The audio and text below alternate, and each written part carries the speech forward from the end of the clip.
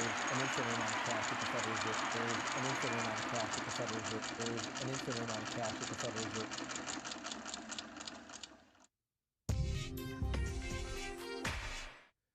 Good morning, Bitcoin. Today is Friday, May 22nd, 2020.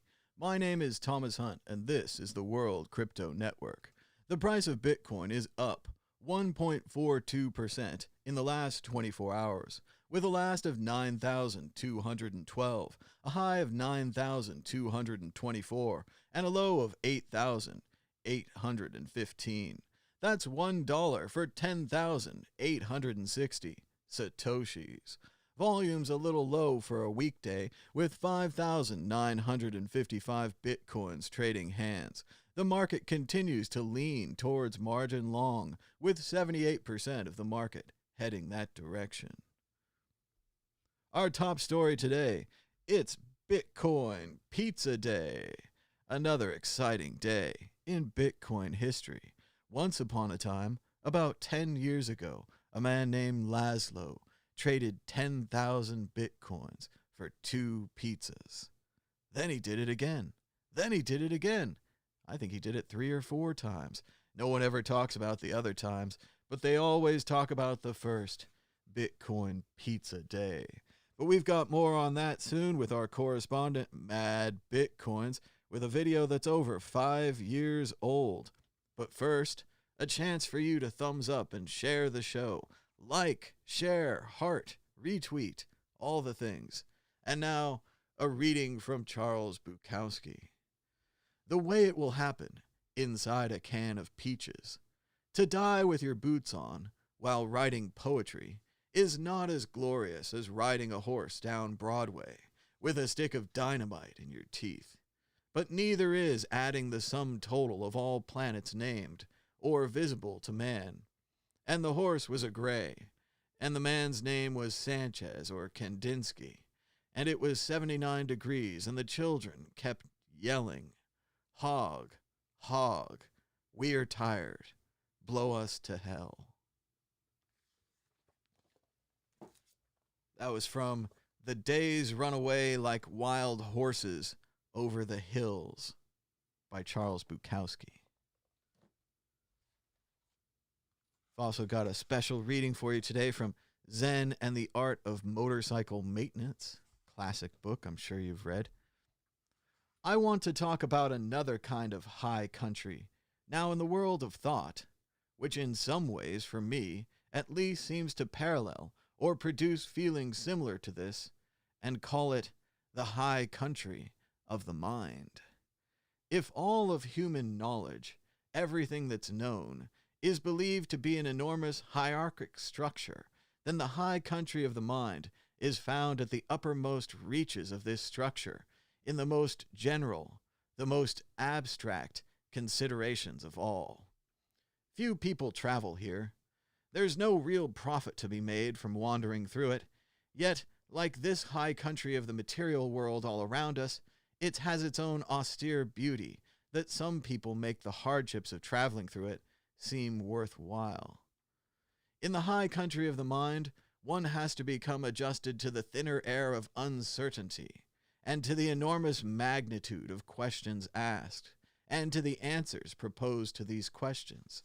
The sweep goes on and on so obviously much further than the mind can grasp.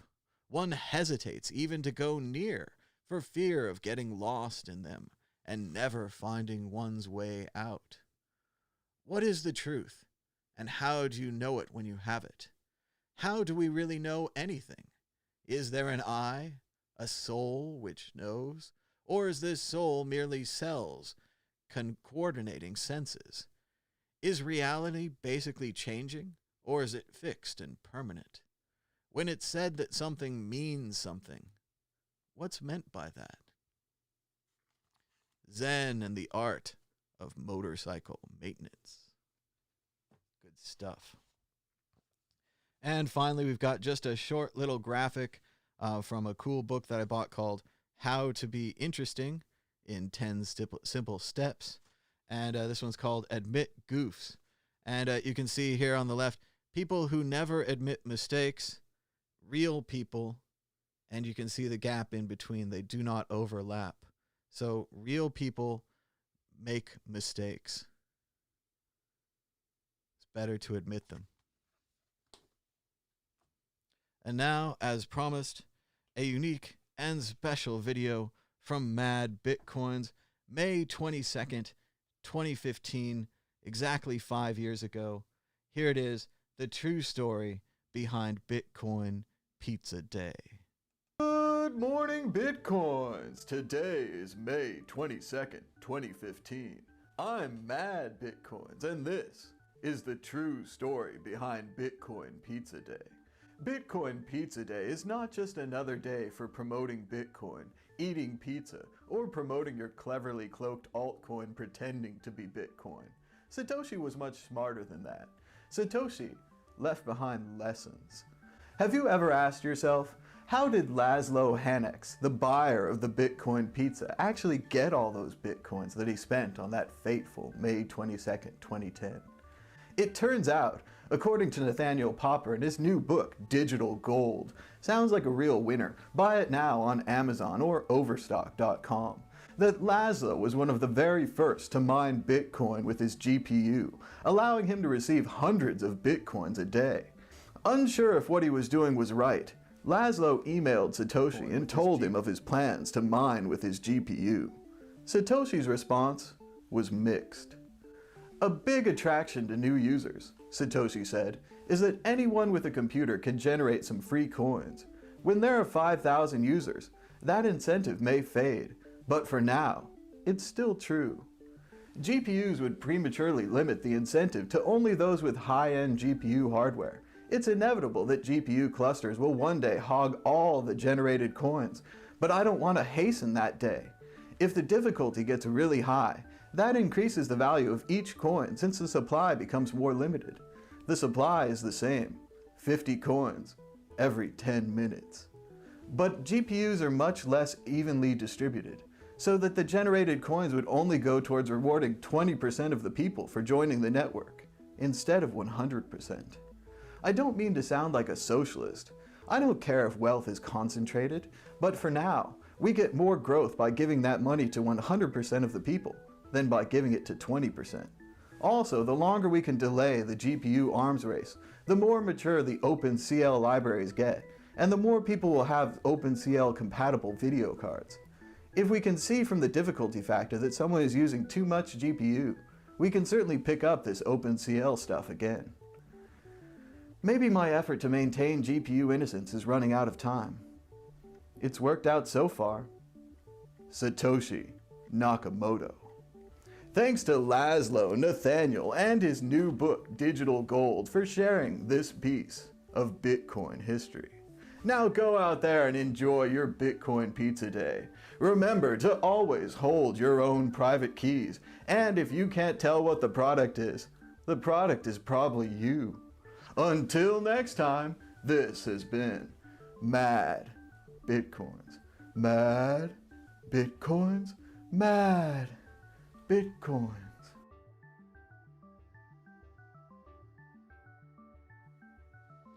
And there it is, a classic from Mad Bitcoins. I stay out too late. Oh, this is funny. Got nothing in my brain. That's what people say. That's what people say. I go on too many dates, but I can't make them stay. At least that's what people say. That's what people say. But I keep cruising. I can't stop. Going. I won't stop moving. It's like I've got this music in my mind saying, it's gonna be all right. Yeah. Taylor Swift from 5 years ago. That's funny. So yeah, that was a classic Mad Bitcoins, the true story behind Bitcoin Pizza Day. Interesting stuff, huh? It was interesting to see how it's really about GPU mining. And I'm not sure why no one ever talks about this. I think it's a great story that Laszlo was the first GPU miner. That's why he had so many Bitcoins for which to buy the pizza. Makes a lot of sense when you think about it. When you don't include this, you're like, how'd that guy get, 10,000 coins, so on and so forth. Even if it was early, at 50, 50 reward, That's a lot of blocks he had to mine. So it really is quite an effort he had to put in getting his GPU ready to go, kind of writing the first libraries and so on and so forth, really creating what later became GPU mining. So a little history for you on Bitcoin Pizza Day instead of just pizza. The price of Bitcoin. Well, we need to refresh this. Check out the new Bitcoinal. Let's get that new Bitcoinal action. Check out Bitcoinal at bitcoinal.com. It's like a Bitcoin chart with the seasons. It's Bitcoinal. The price of Bitcoin is up 1.34% in the last 24 hours, with a last of 9,198, a high of 9,224, and a low of 8,815. That's $1 for 10,864 Satoshis. Volume's a little low, but it is Friday, with 5,999 Bitcoins trading hands. The margin continues to lean towards long, with 78% of the market heading that direction. And now, let's check out the news. Oh, wasn't that nice of it to totally refresh and ruin my place? You saw that. That was brilliantly done there, Twitter. A way to reinterpret a control tab as a control refresh. That makes it so much easier. Anyway, there was a fun tweet yesterday by Cobra at Cobra Bitcoin. Roger Ver will eventually abandon Bitcoin Cash. So I just had to reply with the Titanic meme. It's just a great metaphor. The old boat sinking into the water, right? Good stuff. Let's see. All right, we had some audio reports. It was quiet, but I made it a little bit louder. Always try to let me know on these things. I want to deliver good audio whenever possible. Make Trump wear a mask is trending nationally. Ford, people were threatening a boycott of Ford. There was a potential backlash if they didn't make him wear a mask. But we'll talk about what actually happened very soon. 70% of the deaths in Ohio were in long-term care facilities. 80% of the deaths in Canada were, perhaps half or more, in New York. Why, in a pandemic that was prompted by an unprecedented social response, are we doing so little to protect our most vulnerable? And again, history is going to look back at this and they're going to say, what did the people of 2020 do to protect the least among them? What did they do to protect the people in the old folks' homes? And the sad answer is going to be nothing. Donald Trump let his generation die. Pretty dark. Amazing video by Hassan Minhaj, a fellow Davis High School graduate. Shout out. America needs an NBA commissioner. And I was saying this on the day and date. It was amazing when the NBA commissioner took charge of not only the NBA but the world, shutting down the entire season, canceling basketball, saving the lives of his employees, both basketball players, coaches, assistants, people that clean the floor, people that give people souvenirs, people that sell food. All of those people were protected by the NBA commissioner, unlike here in the United States where the president didn't even try to protect anybody. There's also another great video today from The Daily Show. Haven't been too much of a fan lately, but he's been turning it around. Why are we still having the mask debate? And it just doesn't make any sense. Everyone knows if you wear a mask and you're sick, you protect others from getting sick. So you stop the spread of the virus. It's just that simple. Do you care about stopping the virus? Do you want the economy back? Do you care about not making other people sick? Whether it's for selfish reasons or for unselfish reasons, you should wear a mask. It's not that hard. It's not that difficult. Venezuela sues the Bank of England over the refusal to release gold. Ooh, I wonder if they even have the gold.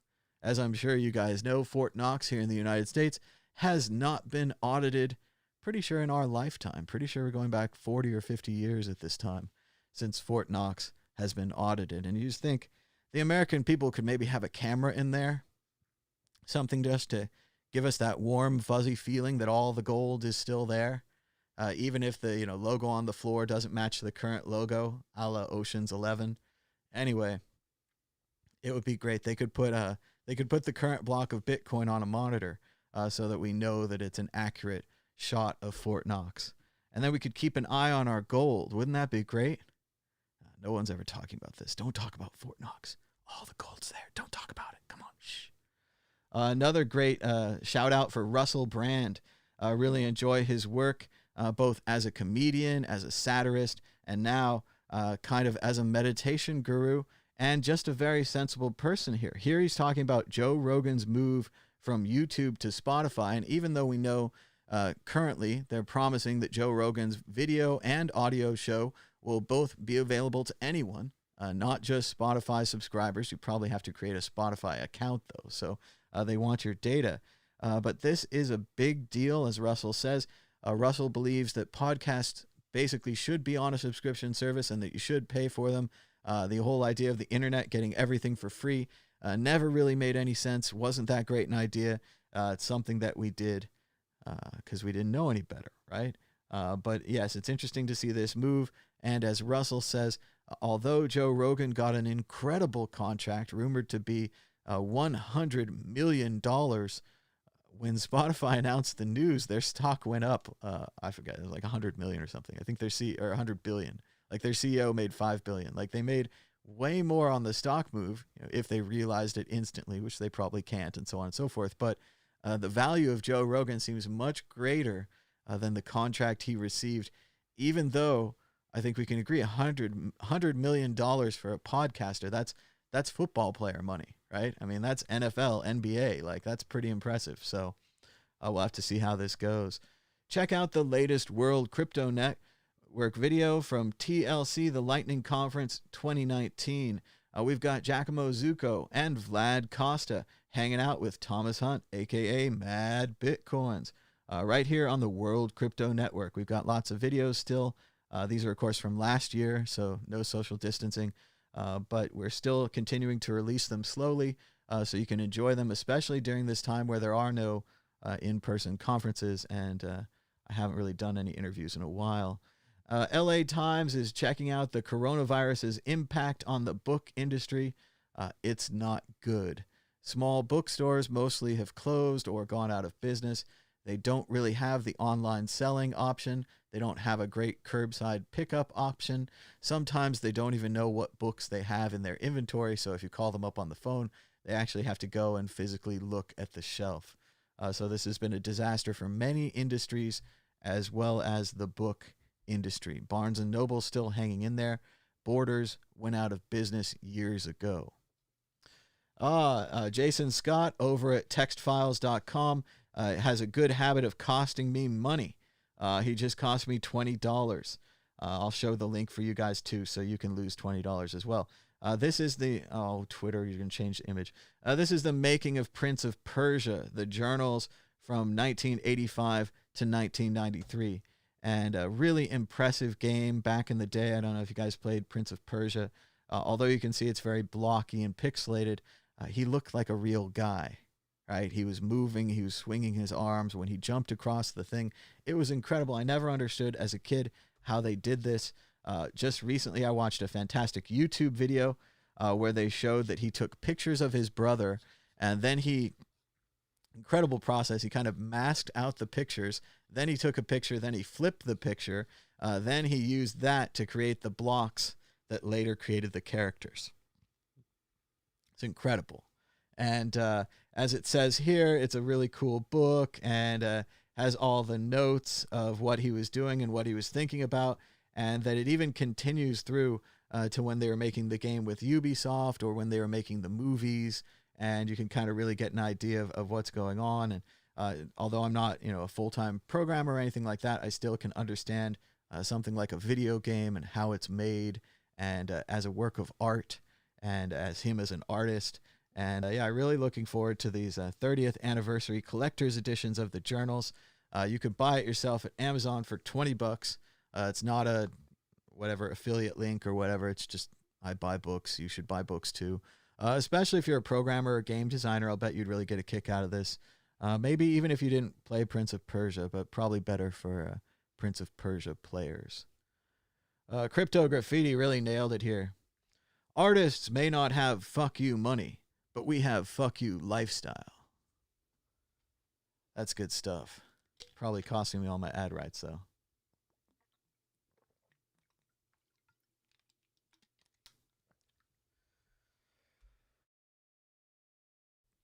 All right, and now we come to the really sad and unfortunate part of our show. Trump did not wear a mask at the factory. I'm trying to see if I have the picture up. I don't seem to have the picture right now, but let me explain to you the way that I learned about this news. So I was on Twitter, as usual, and I was looking at a picture, and I was shocked. I saw a picture of Trump with a mask on, and I thought, oh my gosh, he actually wore a mask. He actually listened to experts. He actually, he doesn't care about his image. He got over that. He's willing to protect other human beings instead of worrying about his image and how he looks. And I started crafting a tweet, and I was like, well, what am I going to say about this? And I didn't want to thank him too much for all the other things he's done and the other bad things he keeps doing. But I did want to recognize him. I wanted to be positive. I wanted to support him wearing a mask. I finally came up with, thank you for wearing a mask. I thought it was good. It didn't say Mr. President. It wasn't sarcastic. It was straightforward. It was a thank you. I didn't have to remind him as a human being. Thank you for wearing a mask. As a person who knows old people and wants them protected, thank you for wearing a mask.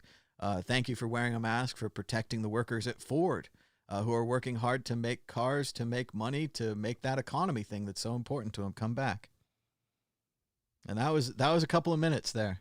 That was a couple of really nice minutes where I thought the president had just worn a mask. Just like everyone else, he's like, yeah, I don't like it. Nobody likes wearing a mask. It's not fun. But yeah, I thought he'd wear it. And then it turns off that he wore it backstage and that he took it off when he went out to, quote, meet the media. But all the other people were still there getting infected by his germs. So it's just a really bad look. It's unbelievable that this was supposed to be, it was kind of a campaign stop, right? Let's be true. Then it was supposed to be about the workers and that kind of thing. And then it turned out it was all about President Trump.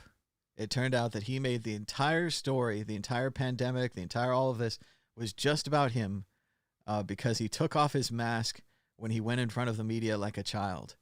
He wore the mask for about a fourth of the trip, meaning that he probably infected, 75% of the people that he met. I mean, 1 out of 4 got a chance of being protected by the mask. Everyone else didn't. So this is very sad. This was very easy. This was just, if he just wore the mask, we would be talking about whatever he said in his speech, which we're going to talk about later. Oh boy, it was crazy too. But here it is. Here's President Trump taking off the mask to spite the media. Your thoughts on President Trump? Unbelievable. Not wearing a mask. I guess it was anticipated that he was not going to, but still health officials, including many in his administration, were hoping that he would set the example. Your thoughts? And you see there, he's showing a mask to the reporters after claiming he wore one backstage, when the cameras weren't around, the president says, because he says he didn't want to give the press the pleasure of seeing him wearing a mask. It really just goes to show that it's not about a health thing, because he did say he wore one backstage with goggles. He says he just basically does not want to be seen on camera wearing a mask. That is what he just told reporters there. That has been a fight inside the administration because some aides have argued it's just easier if he wears one, and then the talk of why he went to Michigan so much is easier about this reemergence of these manufacturing plants, and not about whether or not the president wore a mask. And now, of course, because he says he wore one backstage where there were no cameras, but he did not wear one in front of reporters because he didn't want reporters to see him wearing a mask. That is going to be, of course, an emerging headline that comes out of this. And he's just been incredibly resistant to wearing one. Aides did not expect him to wear one today in front of the cameras because of that. And of course, he did not. Seems an odd thing to worry about, given the fact that reporters have been relaying that health officials think it would be a great idea for all leaders across the country to wear them in public. I don't know why he would not want that image out there. But Caitlin Collins, Sanjay Gupta, thank you so much. Look at that. He can't even believe it. He can't even get through it. Just makes no sense. I mean, you should set a good example. You should wear the mask, and to wear it backstage. It turns out they got a picture of him anyway. He didn't know about it. But now we have the picture. So presumably now that there's a picture of him wearing a mask, we can go forward and he can wear a mask. Also, I want to say he's got a stylish mask right there. They showed pictures of it later. It's got the presidential seal on it. You can't really see it in this picture. But yeah, presidential seal mask. It's classy. It's blue. It's got some color. It protects you from viruses and diseases. It's almost like that Italian mayor who is screaming at his people, "You're going to look good in the coffin? What do you need to fix your hair for? So you will look good for the undertaker?" Like, it doesn't make any sense, right? But this is what he's doing. This is what he keeps doing. He made it all about himself. He made it all about how he didn't wear a mask. So, stunning. Stunning. I couldn't find any gifts from Naked Lunch. There's an interesting idea, though, I had. You should check out the movie Naked Lunch. It's interesting stuff. But William Burroughs wrote the book, and Doug Rice wrote a kind of a quasi-sequel. And these creatures that Burroughs wrote about were affected by human feelings and thoughts. And I wonder if President Trump is this way, that no matter what is going on, everyone in the world must be thinking of him and how much negative goo this must generate. And in the movie Naked Lunch by Cronenberg, they had the guys working on their typewriters, and the typewriters were secretly these creatures. So when the guys would have good ideas, the typewriters would start producing goo, and there'd be a little bottle of goo there. So you guys should check out Naked Lunch if you haven't already, both the book and the movie. A call for reprisals over China's Hong Kong security proposals. The story is still developing from yesterday when we talked about Hong Kong being done. It has spread to MSNBC. They talked about it on Morning Joe this morning. So it is getting out there, but there's nothing that we can do. There's likely nothing that the United States is going to do. We're probably just going to let Hong Kong go. So I wonder how that worked out in World War II. Let him have the Sudeten land. Let him have Austria. Let him have Poland. So yeah, good plan.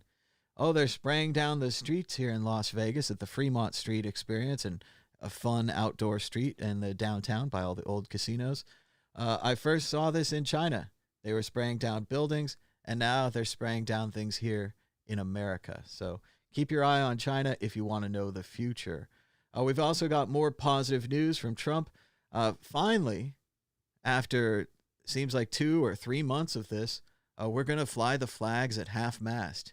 You think this would have happened after the first 10,000 or the second 10,000 or the third 10,000 dead or the fourth or the fifth or the sixth or the seventh or the eighth? Or it turns out it took 95,000 dead before we could lower the flags. Previously, we lower the flags when even one person dies. I mean, a famous person like a president or something. But yeah, crazy stuff.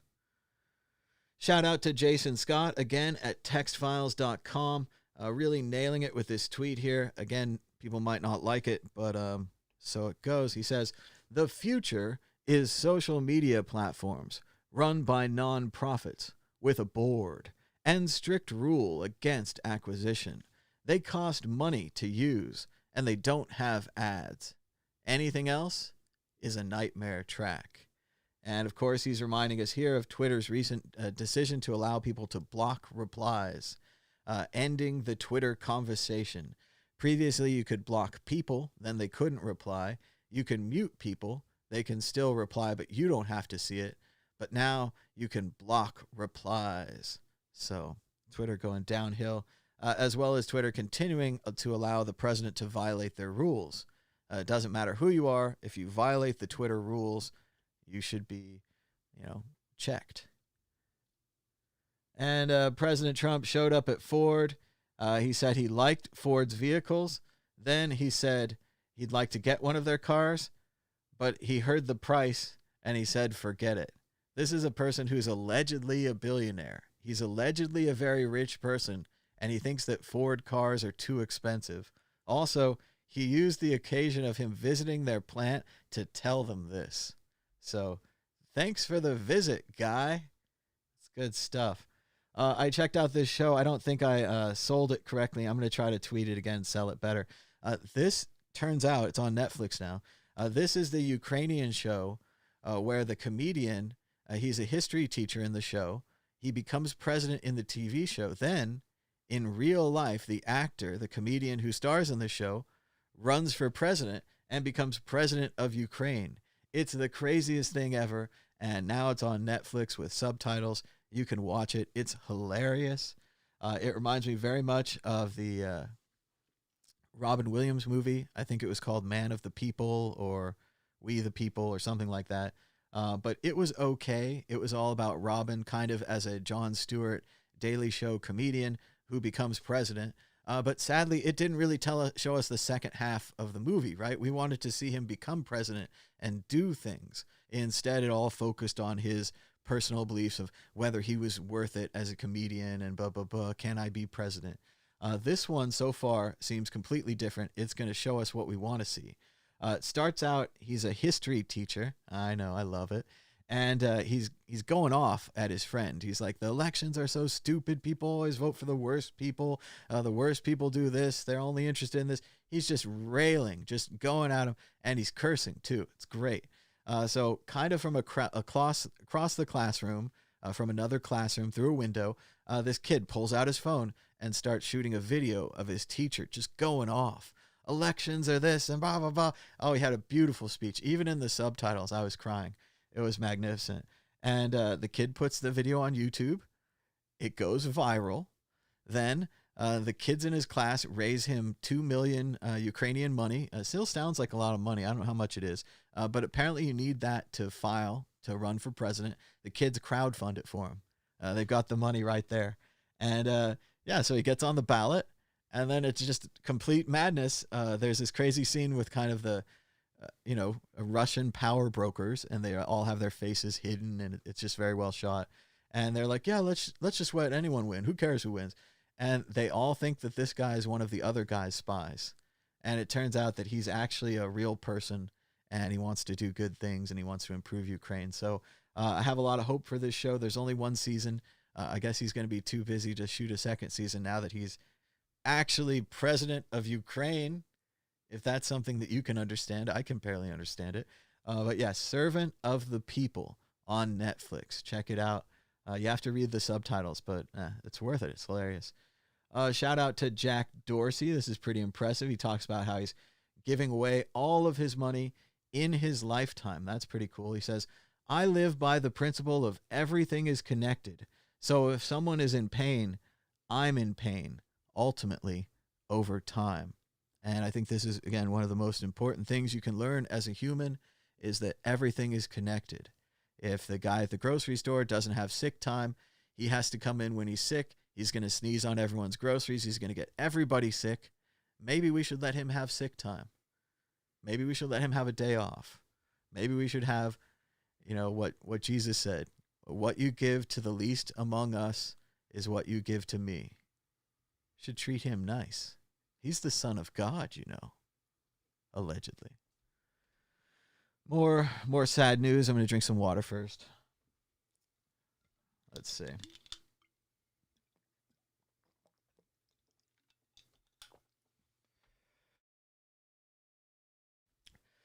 Bad news for Alabama.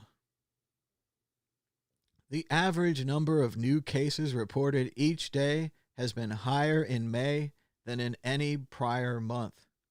They say Alabama is in a, quote, holding pattern, whatever that means. I guess the airplane's not taken off yet. But yes, they're likely going to have another lockdown and another outbreak in Alabama. It's almost like I predicted this. It's almost like I've been talking about this every day for weeks. Gosh, if only people would listen to scientists and experts, maybe we wouldn't have to be in lockout again. Gee. Check out Simplicity, a new programming language for Bitcoin that allows much greater flexibility in constructing smart contracts. Hey, hey, hey. It's almost like if you wait long enough, someone will have done it the slow and steady way, and they'll beat the heck out of anyone who did it the fast, cheap, and lazy way. I wonder who I'm thinking of there. 2.0, sharding, and what's it called? proof of staking, Byzantium, all those upgrades. Scott Dworkin really nailing it here. Describe Donald Trump's disastrous Ford tour today in 5 words or less. I'll start. Trump should have worn a mask. And again, in the audience, even if you don't believe in this whole thing and all that and blah, blah, blah, you know he should have worn a mask. You know he should have worn a mask politically, so we wouldn't have to talk about this. You know he should have worn a mask scientifically to protect others from his diseases and his germs. He should have worn a mask. That's all it is. New York, for example, 16.6% of individuals have been infected to date. Punchline, our estimates suggest that the epidemic is not under control in much of the U.S. Not under control. Let's look at the map. Probability of a second round.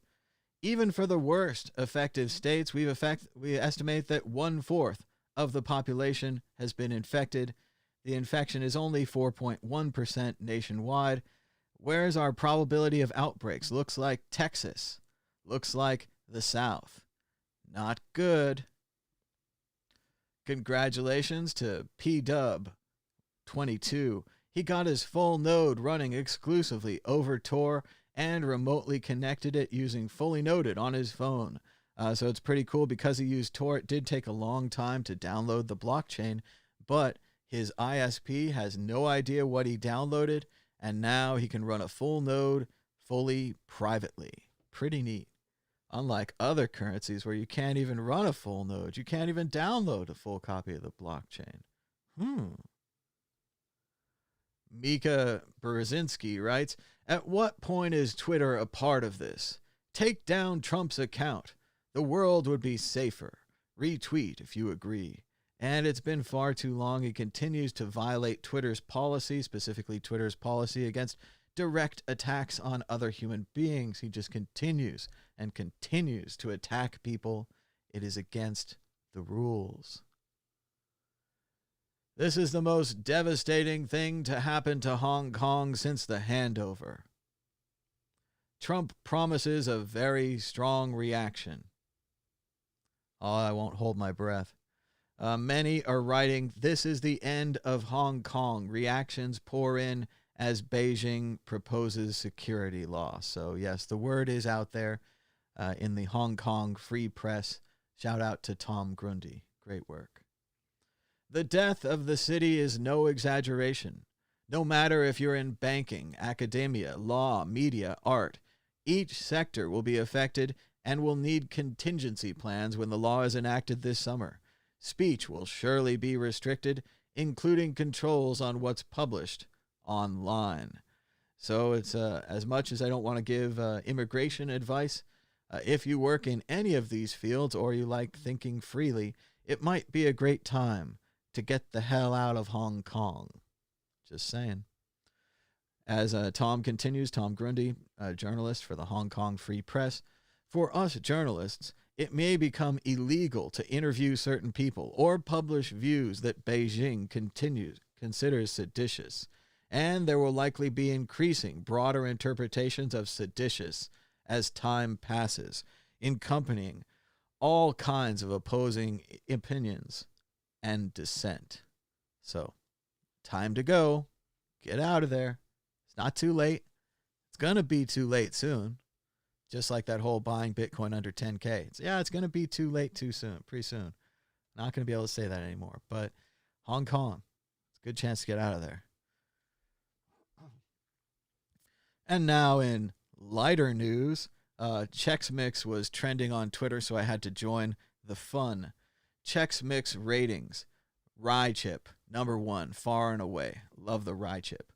Wheat Chex, corn Chex. Then I've got a big line. Mini breadstick, square pretzel, circle pretzel. Ideally, I would like bold Chex Mix with only pieces from above the line. I take this seriously. I'm not surprised at all that it's trending. It's important. And someone replied to me they disagreed. They thought that mini breadstick could be last. And I could pretty much agree with them. I don't have any love for anything below the line. But he said he was unfollowing me because I had not rated mini breadstick last. So people do take their Chex Mix very seriously. I had a poll as well. Best Chex Mix piece. Rye chip, of course, won with 56% of the votes. I kind of preceded it. I told the people, obviously, any answer except rye chip is wrong. And I'm also interested to see how the trend is going here. The things that I don't care about the least, like the way I sorted it, is very similar to my rating. So I'm thinking a lot of people agree with me on Chex Mix. I'm glad to see this. Mara Murphy replied saying, bold mix and only bold mix. And then pieces are all interchangeable. Bold mix. And I can't agree enough. I love bold mix. It truly is the best Chex Mix. For people that are international, might not have Chex Mix. I think it's mainly Worcestershire sauce. Chex Mix is kind of a salty, crackery kind of a thing. But Worcestershire sauce, good stuff. More stuff on Hong Kong. They're going to establish a comprehensive agency and enforcement mechanism to safeguard national security. It's like, oops, sorry. Whoop. Dr. Strangelove jokes. But yes, an official document of the tailor-made national security bill is revealed. The bill is deemed to be a message that the Communist Party is trying to undermine the civil liberties the city has known since the 1997 British handover. And as we talked about yesterday, this is supposed to be a 50-year period of economic and political freedom for Hong Kong. One country, two systems. And we're seeing how quickly that's coming to an end. Just 13 years. No, wait. Do my math. 23 years after the 1997 British handover. So very bad news continues for Hong Kong. Shocking story here. I'm not even sure how to take this. Again, it's from the New York Post, who was also wrong, incidentally. I'll probably talk about it more, but they were wrong on that alternate universe that goes backwards story. It's too bad. It was the Post. We should have known, but a lot of other people misreported it. But a team of Canadian scientists believe it has found strong strains of cannabis that could prevent or treat coronavirus infections, according to interviews in a study. Researchers from the University of Lethbridge said that a study in April showed at least 13 cannabis plants that were high in CBD appeared to affect the ACE2 pathways that the bug uses to access the body. We were totally stunned at first, and then we were really happy. The results, printed in the online journal Preprints, indicated hemp extracts high in CBD may block proteins that provide a gateway for COVID-19 to enter host cells. So cannabis, CBD specifically probably, might even be a preventative. So as opposed to the president taking an unproven malaria drug that may cause heart arrhythmia, especially in older gentlemen, he could just smoke some fucking weed. How about that? Again, this is not, confirmed yet. Their work could have a huge influence. There aren't many drugs that have the potential of reducing infection by 70 to 80%. So I guess everyone just needs to smoke and then no one would get infected. Pretty crazy. Although they're saying not any cannabis you would just pick up at the store. That's a funny phrase right there itself. Would work, suggesting that just a handful of the more 800 varieties of sativa seem to help. They were all high in anti-inflammatory CBD, but low in THC. So it seems like the president could take this. He should get on CBD right away. Shout out to Ramp Capital, who called this on March 23rd. He said, what if CBD was a cure for the virus? And I'm sure he was kidding back then. He does a lot of CBD jokes, but he nailed it. He nailed it on this one. CBD might be a preventative for the coronavirus. Meanwhile, China dropped their GDP target for 2020. Not good. And the market did go down. A study of 96,000 people across 6 continents, 15,000 of whom took hydroxychloroquine and chloroquine, showed they had a higher death rate. So higher death rate.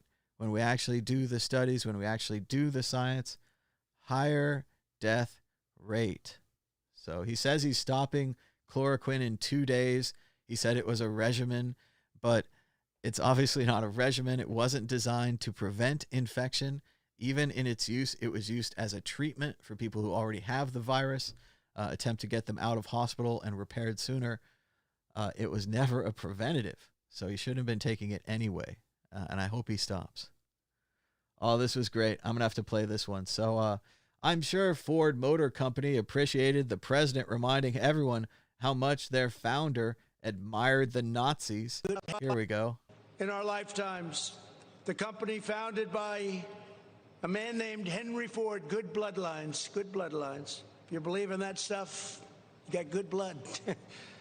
They teamed up with the, if you believe in that Nazi eugenics shit from World War II, superior race, good bloodlines, all that kind of stuff, Auschwitz, work will set you free. This guy's crazy. What the heck? Like, and again, you're at Ford. Just shut up. Like, we all know Ford was an anti-Semite, right? We don't have to bring this up, right? We could if we wanted to, if that was the topic. We could talk about IBM designing punch card machines to track undesirables, creating specific keys for which to file the classifications of negative human beings. IBM, Hollerith. Yeah, we could talk about that, but that's not really what we came to here to talk about, right?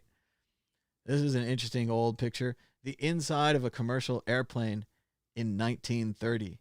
That's right, wicker chairs, curtains on the windows, nets above you, something called ripping panel. In case of emergency, pull ring sharply. I don't know what that would do. But imagine this. At least the cockpit looks secure. No movies, no games. I guess you bring a book. Seems terrifying. It would probably be a prop plane too. Darn prop planes. So yes, we've got more. In 1918, Henry Ford purchased his hometown newspaper, the Dearborn Independent. A year and a half later, he began publishing a series of articles that claimed a vast Jewish conspiracy was infecting America. So not exactly a great thing to joke about the bloodlines of Ford. Just bizarre. Totally bizarre.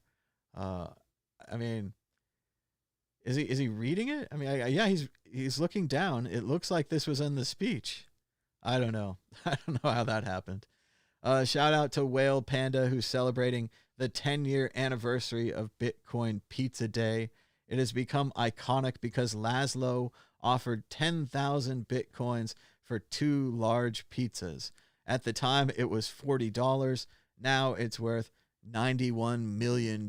So you would have had to hold it through, a dozen ups and a dozen downs and all kinds of stuff. But if you managed to hold it, $91 million. That's pretty nice. Starting to lose my voice here. Hold on a sec.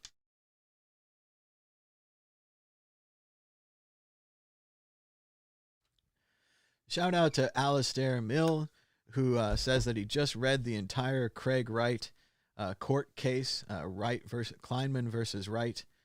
He says it is basically a summary of how Craig Wright has lied, forged, contradicted himself, etc. in the Kleinman case, and really badly.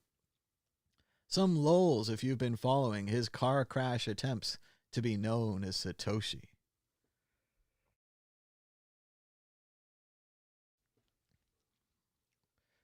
Shout out to Bittylicious. Happy birthday to Bittylicious. It's their 7th birthday today. Coincidentally is on Bitcoin Pizza Day. 7 years and still going strong. Bittylicious is a Bitcoin exchange in the UK. If you'd like to buy some Bitcoin, your purchases will always be delicious when you shop at Bittylicious. They were an early sponsor of Mad Bitcoins back in the day. Helped me get going there. And always fun to rhyme. Always fun to rhyme. Bittylicious. James DeAngelo writes in, the logic of accountability applies just as well to lobbyists as to constituents. Government representatives who are being closely watched by special interests will find themselves under pressure to please those interests. And excellent paper here by James, Sunshine Reforms and the Rise of Lobbying. As we've told you before, James figured out that in the 1970s, Richard Nixon removed the ability of the Senate to vote in private, thus making it possible for the lobbyists to know how their senators voting. This resulted in an unbelievable cascade of money flowing into lobbying, essentially buying all the senators and then making sure that your senator voted your way. Previously, you wouldn't have known. The senators would have went into their private room, and whether they took dirty money or not, they could have voted in private. It's almost like anything Nixon did should be undone. Joe Biden has 81% support among black voters, and President Trump has 3%. That's bad. That's real bad. I don't know how to look at that. Is he in the Klan? Shout out to Warren Tagomi. He says, Liquid didn't create a new currency to be sold as fuel. It builds upon the network effect of the underlying by using BTC as the unit of account. Perhaps this improves the usefulness of Bitcoin. Others are also experimenting with elements with different BTC pegs for other use cases. Interesting stuff on Liquid. Turns out you don't have to create your own coin after all. You could actually build on Bitcoin if you go the slow and steady way. Amazing commercial from Joe Biden showing that if we had just started the lockdown just a week earlier, 36,000 people would not have died. Just a week earlier, 36,000 people would not have died. Just a week.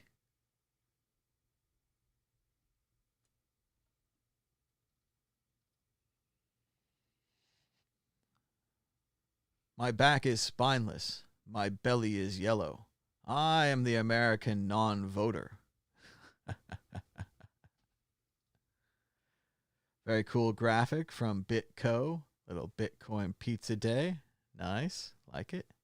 We do need more Bitcoin gifts. There don't seem to be near enough Bitcoin gifts or mad Bitcoin gifts or anything like that. And like I said, yes, CNET confirmed that at least according to the current studies, there's not a parallel universe where time is running backwards. The article where they released their results was under a paywall from New Science magazine. Great job, New Science. Because of the paywall, the media didn't buy access to it, and they wrote about the first paragraph of the article. Based upon the first paragraph of the article, we could believe for just a couple of days that there was a really cool parallel universe running backwards, started at the Big Bang, right there with us.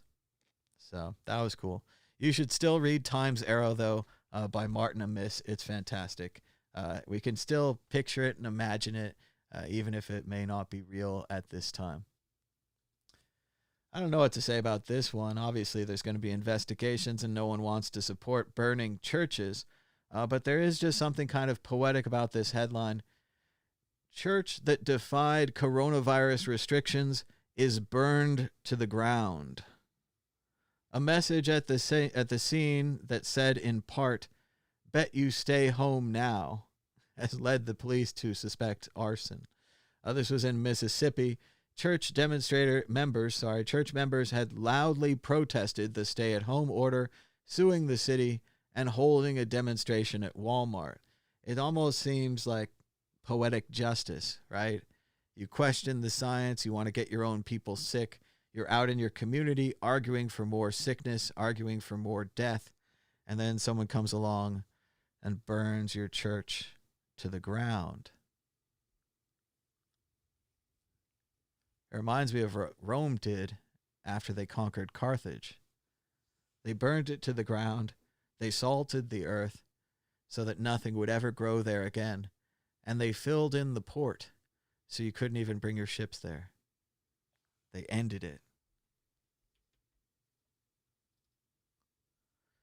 Trump and Republican governors claim that reopening the economy is about the freedom of the American people.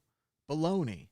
It's about the freedom of billionaires and corporations to profit during a public health crisis by forcing millions of people to go back to work. He's right on that. Don't forget that.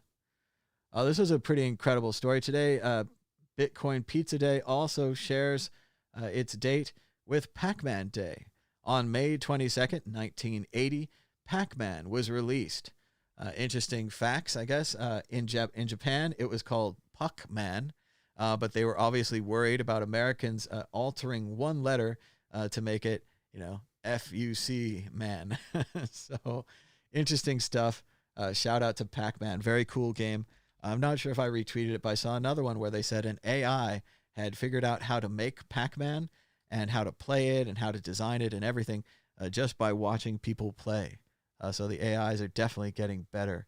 Another interesting fact I learned about Pac-Man from watching some great YouTube videos is that there's often marks on the left and right side of the Pac-Man cabinet from where people would hold on to the machine. Because it was a single joystick without any buttons, you would really kind of feel the machine, and there'd be kind of a give and a take there as you would brace yourself attached to the machine. Very cool. Can't get enough Pac-Man. Reopening reality check. Georgia's jobs aren't flooding back. And again, we've predicted this. We've talked about this. We already know that in Denmark, they used a different model than in the United States. In Denmark, their model was to save the firm. So in Denmark, they paid all the businesses. All the businesses kept paying their employees. And when they come out of the lockdown, their employees go back to work, right? In America, we didn't do this. We went to unemployment. So if you were a waiter, you don't work for the restaurant anymore, right? You're unemployed. So when this ends, you just stay on unemployment. It's up to you to get off your butt and go get another job. The problem is, if all the restaurants are gone, and if no one wants to eat in restaurants anymore, you can't be a waiter. So there's a lot of these jobs that are just suddenly gone. Think about offices. We used to have offices where people went to work. They also had janitors. All the janitors who came in and cleaned the office. We don't need you anymore. Everyone works at home. We clean our own offices. Maybe you could get gigs cleaning individual people's offices, but it's a totally different job. That's a maid, right? So yes, you can't just reopen the economy. The reality is we're going to need, and again, get your horrified hats on. We're back in the 1920s. We're in the 40s, guys. Come on. We're going to need large government programs to bring back these jobs. We're going to need, they're going to call them grants. They're going to say American Start a Restaurant Grant. They're going to be American Start a Small Business Grant, something like that. They're going to give people money to start these businesses. Here's the solution that we used in the 1930s and 40s. They created administrations like the WPA, the Works Progress Administration under FDR. They did a lot of the natural resources infrastructure projects that we still had. They built bridges. They built pathways through nature. They built little cabins out there. They built campgrounds. They did a lot of public works equipment, right? Upgrades to the streets and the parks and things like that. They paid people to do this because there weren't any other jobs. And if no one is employing anyone, first of all, we have to start, if no one's buying anything, then there's nowhere to work, right? So people have to be buying things. If you're afraid of the coronavirus and you just want to stay inside for 3 more months or a year, something till we get this vaccine, you're not going to spend any money, right? And no amount of cool advertisements or discounts or sales or any kind of motivation is going to get you to risk your life to spend money, right? So if we can't fix demand, it doesn't matter what you do on the other side. And if there aren't jobs for anyone to go back for, I don't know. Just go read about the 1920s. Go read about the Great Depression. There's a great song, something like with Herbert Hoover. He promised them a chicken in every pot, but they ain't even got the pot, let alone the chicken. Something like that. So yeah, get ready. Get ready, because the current administration doesn't have the mental ability or the kind of the philosophicalness to do a thing that they don't believe in, right? Just like Herbert Hoover, the big businessman back from the 20s, was supposed to fix the Depression.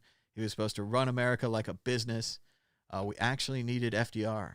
We actually needed someone who could think outside the box, maybe do things he doesn't want to do, but it's the right thing for the time.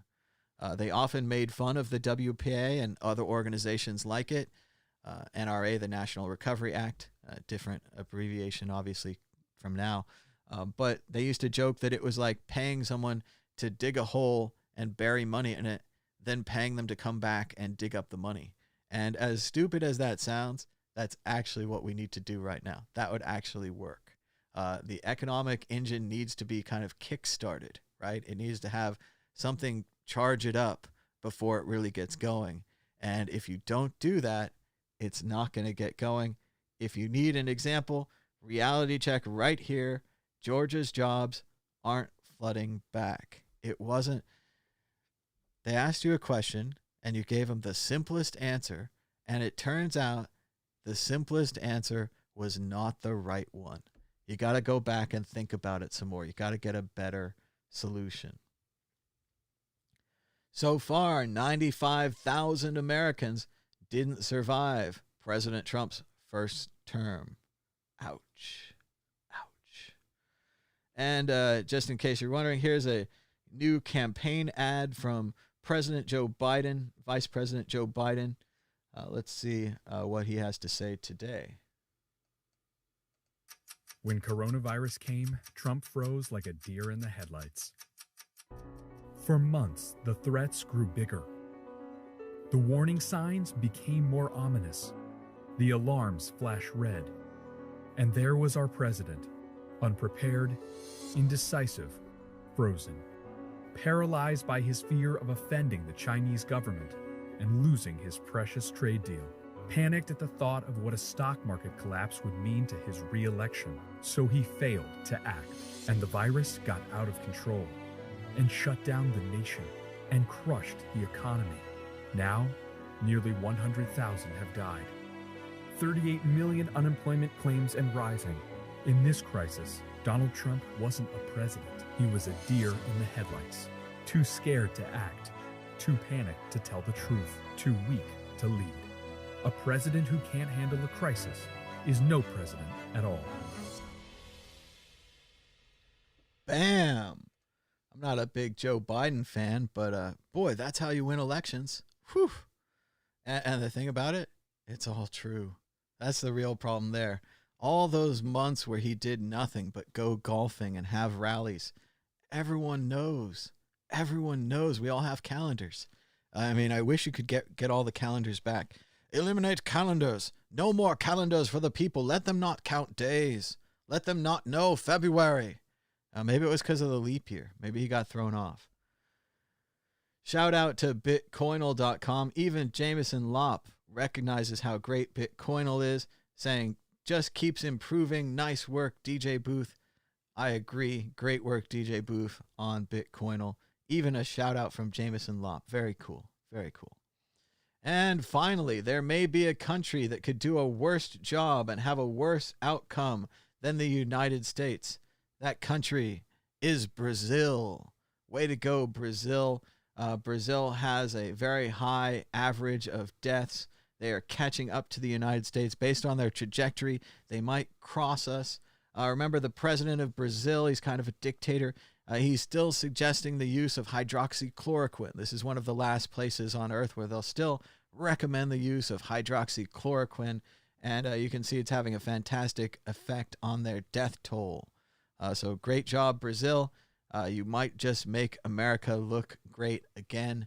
Maybe we could get out of first place, get into second place. Also, Mexico doing an impressive job. I know my friends in Mexico were all denying this, saying the virus wasn't real and it wasn't going to come to them, and it was all fake and a fraud and so on and so forth. But we do see the 7-day rolling average of new deaths continuing to climb in Mexico and Brazil. Way to go. And I don't know if I want to, well, if I play this, I'm playing the other one. So here it is. In for a penny, in for a pound. As it says here, a misbegotten, warped sense of freedom is killing us, right? And the most important thing to watch here is to remember the golden rule. Do unto others as you would have them do unto you, right? Even the libertarians believe in this. Even the hardcore ones, they say things like the non-aggression principle and not to aggress against other people. And but I really think that just the Bible one right there, that do unto others So imagine all these people, and again, you're going to get all triggered and all fired up. But imagine if this was happening to you, if a sick person was coughing on you, and if the cough could kill you. What a horrible thing to do to another person. All of these people, they're caught in the moment. They're angry. I'm sure they don't really think this. And if you talk to them later in a less accelerated situation, you could probably sit down and calmly say with them, you shouldn't cough on another person on purpose, right? You're not a child. Even a child does that by accident. They don't realize that when they cough, diseases and germs are coming out of their mouth. And in this unique and sad time period we live in, that cough could kill an old person, right? That cough could permanently ruin someone's lungs, right? Permanent damage from this virus. But here we go. A horrifying example of what's going on out there in the United States of America. I'm very sad to be from this country sometimes. Yes, please. What was that? We're sheep? Thank you for coughing. Bye.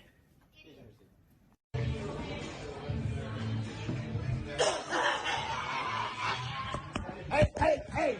Baby's over here. Move. Wow. She's coughing on him. Wow. She's spitting on him.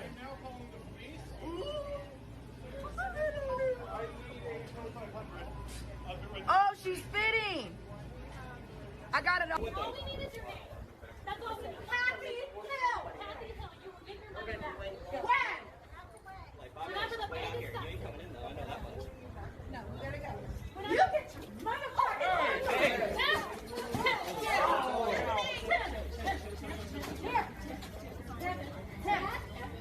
You refuse me service because you're just stupid.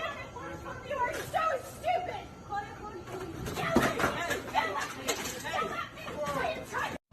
I'll just put you on my 3,000 follower Instagram feed, mostly locals. Hi everyone, I work for Costco and I'm asking this member to put on a mask because that is our company policy.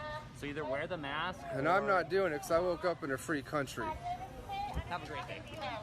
So you're going to take this cart from me. Sir, have a great full day. of stuff. You are no longer welcome here in our warehouse. You need to leave. Thank you very Here, much. you put it on. I'll give you my card. He's gonna... Hello. How you doing? Pretty good. I need 10 on pump one, please. Where'd you get that mask from? Well, since we have to wear them and it makes it harder to breathe, this makes it a lot easier to breathe. Cutting it? Yeah, I'll do that too. Thanks for the advice. Hi, I have a medical condition that I'm not allowed to wear a mask, and I'm not required by HIPAA rules and regulations to disclose that. Okay, can we shop for you? So, what does that look like?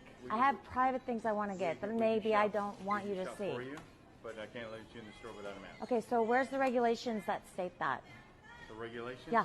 That is company Because you're policy. discriminating against me now. Do you know that? I'm You're offering discriminating you against that me. we can help you. No, because I have private stuff that I don't want you to see. Then you can call corporate office, but I can't help you.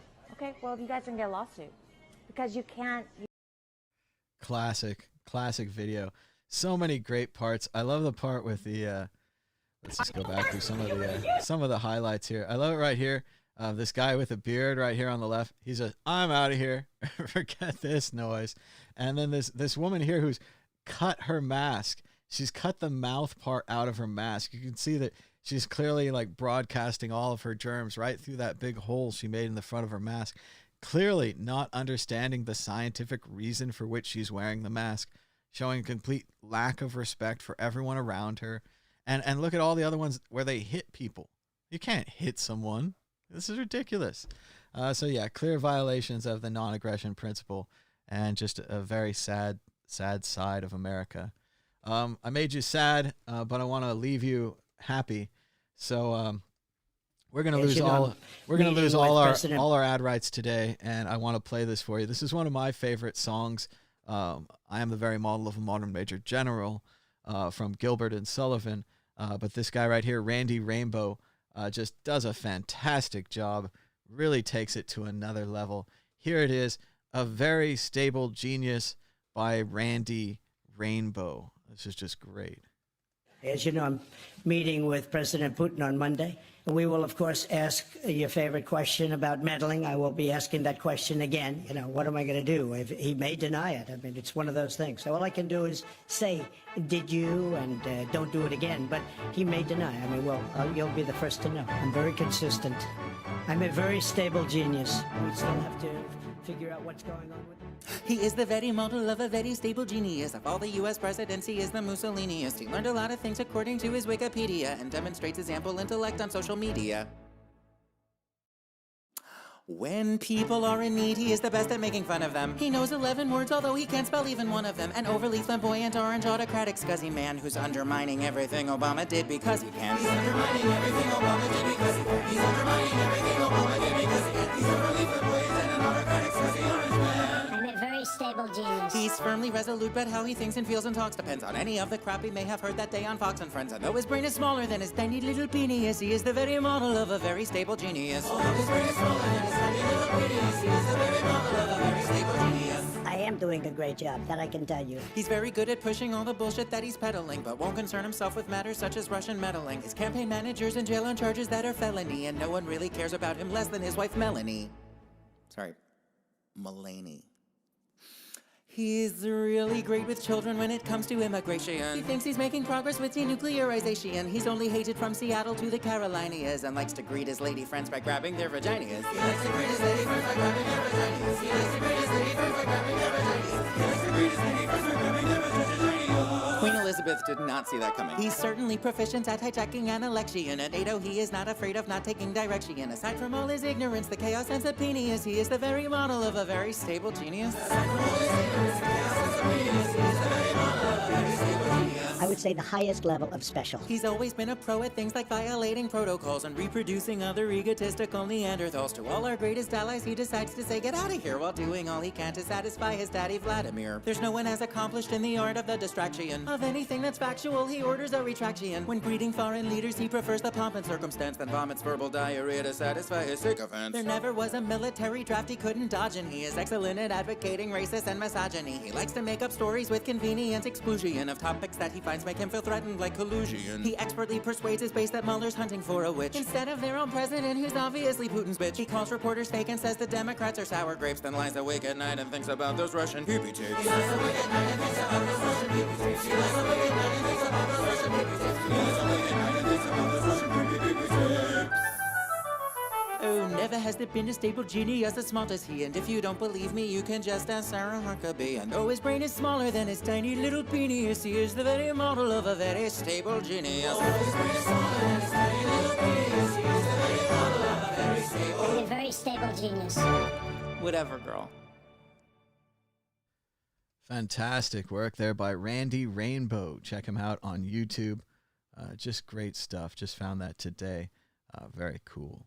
So I hope you guys are enjoying your Bitcoin Pizza Day. Sorry about the other news, just kind of happened. We're going to go and open it up to phone calls right now. If you'd like to call in, you can call us now at 1-518-600-1949 or on Skype at World Crypto Network, all one word. If you're international, you can dial 01 or 001 to reach us here. We're going to try to keep the show open for at least 10-15 more minutes, give you guys a chance to call in. You could talk about anything today. You could talk about the Bitcoin Pizza Day, maybe telling me what kind of pizza you're having. Sadly, I'm not a great fan of pizza anymore, not being lactose intolerant, not eating cheese anymore. Kind of puts a hanker on the old pizza day for me, but I'll try to celebrate it in some way. I'll eat something round. I don't know. But now, a reading from a dictionary of modern American usage by Brian A. Gardner. Let's see here. Just flipping randomly. And again, this is not really just a dictionary, but this is a usage dictionary. This is a word usage dictionary. It's for people that are into words even beyond the dictionary. Sanguine, in the sense optimistic and confident, is sometimes confounded with sanguinary, involving bloodshed or bloodthirsty. Unfortunately, not all the members of the administration's environmental team appear to share the same sanguinary views of hunt and house on the future of clean water. That's an interesting example. I'd always heard of sanguine, but I'd never heard of this word sanguinary, involving bloodshed or bloodthirsty. That's interesting. Sanction, to approve or to penalize. What an interesting word. The word is generally understood as bearing sense. Thus, lawyers who use it primarily in sense 2 are likely to be misunderstood. That's funny. As a noun, sanction is burdened by the same ambiguity, meaning either approval, government sanction to sell the goods, or penalty. The statute provides sanctions for violations of the act. In phrases such as give sanction to, the word means approval, while issue sanctions against shows disapproval. What a terrible and confusing word. Gosh, I can't imagine people learning English from other languages and having to come across something like sanction. Intransience, a stubborn refusal to accommodate or compromise, is the standard spelling. Intransigent, it's Gantz versus Gantz, G-A-N-C-E at the end, or G-E-A-N-C-E. That must be another French word. Intricately, in a complicated way, is sometimes misused for intimately, i.e. close in a personal way. That's very strange. That's a bad usage. I would never do that. That's nonsense. Let's see. Well, that's a long one. Exit has been an acceptable verb since the early 17th century. They exited from the building around 3 a.m. Those who object to it on the grounds that one who does not entrance a building have a misplaced prejudice. So you don't entrance the building, so you can't exit the building. But the word changed, and now you can. That's funny. Exodus means a mass departure or immigration. Thus, the common phrase mass exodus is a redundancy, perhaps a venial one. Example, on the streets, buses line the curb waiting for the mass exodus of fans after the game. That is funny. Mass exodus and cash money, both redundant terms that this fun dictionary of modern American usage have taught me. Very cool. Check that out right here. It's the Dictionary of Modern American Usage by Brian A. Gardner. Check that out. I think we're going to head to the end of the show right now as we just get another new block here on Bitcoin. Check out that's Dorian Satoshi Nakamoto right there driving the block train. Pretty cool. And the price of Bitcoin is up 1.96%. Looks like it went up while we did this show. That's a common occurrence. With a last of 9,255, a high of 9,269, and a low of 8,815. That's $1 for 10,806 Satoshis. Volume continues to creep higher, but is a little lower as it is a Friday. The weekend is almost here, whatever that means. With 6,050 Bitcoins trading hands, the market continues to lean margin long, with 78% of the market headed that direction. Today was May 22nd, 2020. My name is Thomas Hunt, and this has been the World Crypto Network. Thanks so much for joining us. Be sure to give us a thumbs up and a share, a like, a comment, subscribe, hit the bell for notifications. Only you can support this show. And check out Bitcoinal at bitcoinal.com. He's now got a live counter. There are 34 viewers watching on bitcoinal.com. How cool that is. Also, in the other version, you can click on things and earn score. So it's fun. Thanks so much for watching. Until next time, bye-bye.